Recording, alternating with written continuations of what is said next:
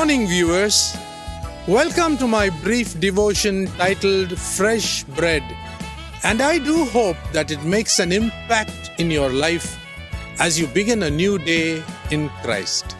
Many Christians today simply quote Numbers 23:23 whenever the topic of witchcraft is discussed. With all my heart, let me wish this was 100% true in the Old Testament and also now in the New Testament.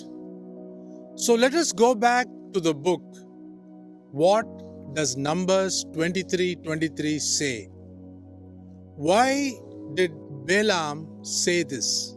For there is no enchantment against Jacob, no divination against Israel.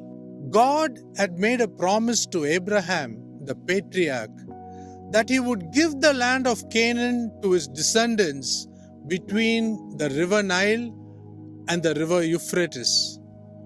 In order to make this promise come to pass, God was protecting Israel, and no one could use military warfare or witchcraft to conquer them. But when the Israelites entered Canaan, they kept running back to their idols repeatedly, and this angered God.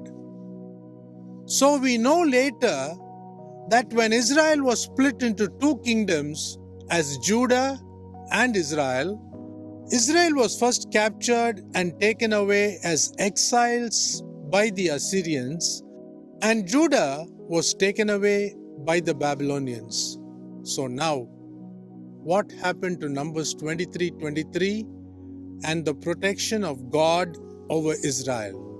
Finally, in the New Testament, God brought back people of Israel together in the upper room and gave them the Holy Spirit, which He had earlier promised in the book of Joel 2, verse 28. What God promises, He can do it.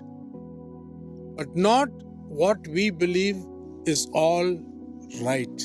So let's correct ourselves by going deeper into the Word of God. Think about this.